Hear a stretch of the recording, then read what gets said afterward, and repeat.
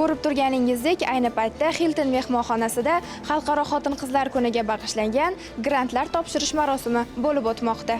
Dastur birinchi bosqichi doirasida 20 nafar g'oliba har biri 5000 AQSh dollargacha miqdorda grant oladi. Umumiy moliyalashtirish jami 1 million AQSh dollargacha bo'lgan miqdorni tashkil etadi. Mablag'lar biznesni rivojlantirish va kengaytirish uchun zarur uskunalarni xarid qilishga yo'naltiriladi. Tashkiloti hozirgi o'zi tashkilotimiz 60 o'ringa mo'ljallangan bo'lib, hozirgi kunda to'laqonli to'lgan va yana joylarimizga yana endi navbatga yozilishyapti.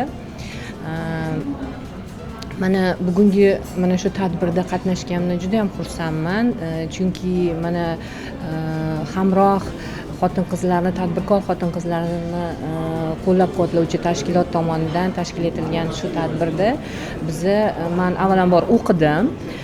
Mana shu kuzda 1 oylik o'qishni bitirib, keyin mana shu grant yutish imkoniyati yaratilgani uchun katta minnatdorchilik bildiraman. Grant qo'llab-quvvatlashi West dasturi doirasida amalga oshirilgan kompleks ishlar natijasidir. Dastur ta'lim modullari, maslahat ko'magi va biznes loyihalarini tayyorlashni o'z ichiga oladi. Ishtirokchilar o'qitildi, tadbirkorlik ko'nikmalarini mustahkamlandi va o'z tashabbuslarini tanlov asosida taqdim etdi.